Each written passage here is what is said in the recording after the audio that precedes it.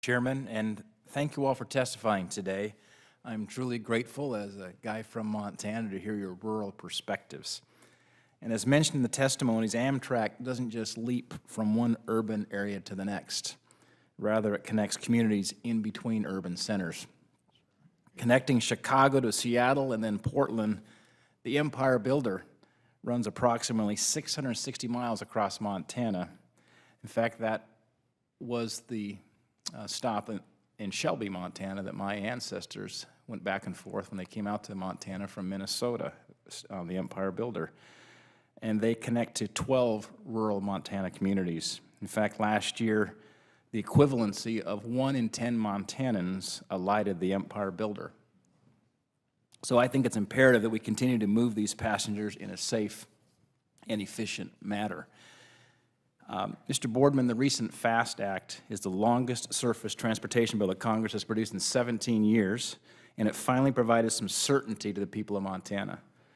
It required Amtrak to report on station development, and Amtrak has previously completed a feasibility study that indicated reinstating the Empire Builder stop in Culbertson, Montana, and that would have a net positive financial impact overall on the financials. And in light of that rural state set-aside, what efforts has Amtrak made to work with the Culbertson stakeholders? Specific efforts I can't testify to right now, Mr. Daines. However, I understand your interest, and we will work with you and with them to make sure this gets done. And maybe the chairman can even tell you that we worked with him on a stop as well on his route.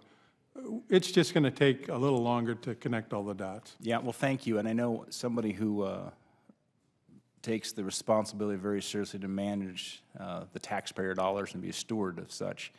We've looked at the numbers. It's actually financially attractive to consider that. It's a net positive. They already have the infrastructure, and the train passes through it already at ideal times. And so my request would be if we could get the Amtrak staff to visit local leaders so they could really hear directly from the leaders there to modernize the existing station or perhaps a new building as you complete the study. At least we have that commitment to have a face-to-face meeting. That would be, I think, a positive step forward. May I ask a question back? Yeah. Have you been told that my folks have not met face-to-face with them? We know they're working on it. We'd just like to get an update and get that face-to-face meeting there in Culbertson. Well, if they haven't, they will. And that would be helpful. It's again, the nature of rural communities, sometimes we're a long ways away from airports. That's why the rail is so important to us. Yes, sir. And we'd just like to have that face if we could. So thanks for that commitment to that. Really appreciate it. One more question, Mr. Boardman. The recent FAST Act also established a 25% rural set-aside for rural infrastructure and safety improvements. And many communities already have these shovel-ready projects. Can you give some thoughts around how Amtrak is working as a facilitator between these rural communities, rural Montana communities, and the FRA to ensure successful grant application as well as project execution?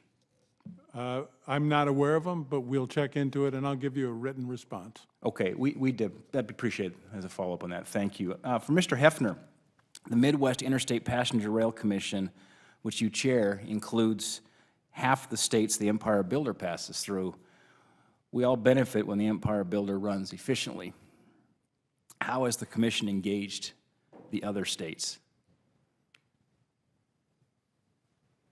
We haven't directly engaged all the states that are involved in the Empire Builder. We've been focusing on the states that are part of the commission.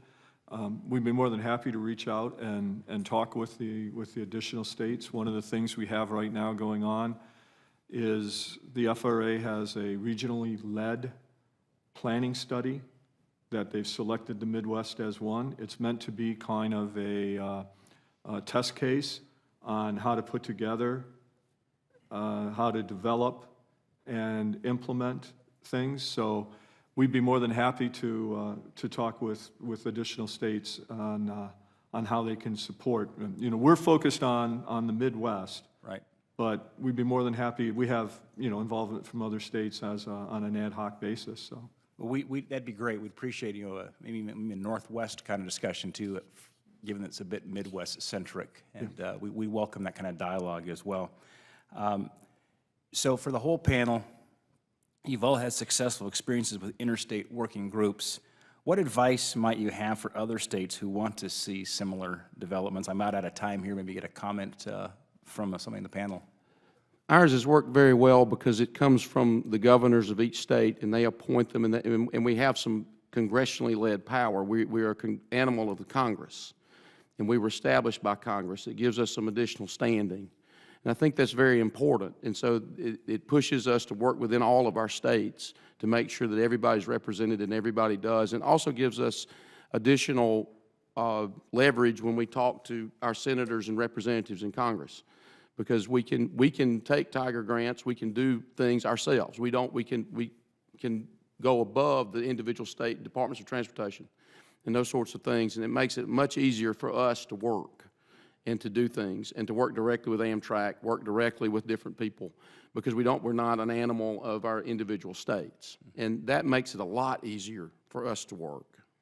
The MIPIRC is also the same. We're a nine-state compact, but it is also important, as we're hearing here today, that we not only have the state-level government, but we also have that local commitment.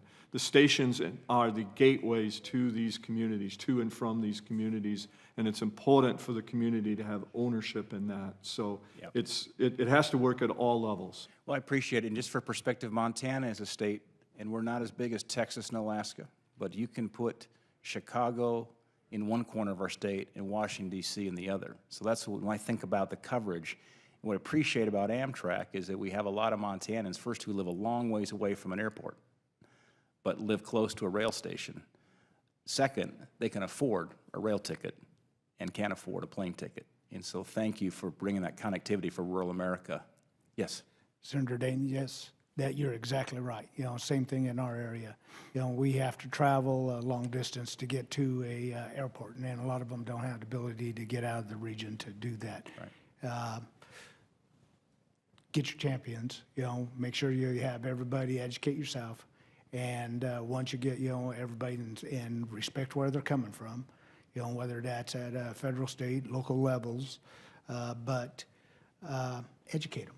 And talk with them and be open and honest. You know, I thanked Mr. Boardman for one of the first times, well, the first time I met him, and his honest dialogue about the endeavor that we were, City of La Junta was about ready to embark on, and it gave me the confidence to move forward. But I've ran into great champions in all three states. And, boy, I wish I could list them all, because they're just great people, and they're rural people, and they're the heart of this nation, and they deserve to be a part of it. You said it well. Thank you. May I make one additional comment that I think is very important? We also make sure that our policy advisors are Transportation for America, and once we hired them to help us craft our message and figure out where things are and to work with the individual members of Congress has made a huge difference for us, is having someone who is knowledgeable. Thank you, Senator Daines.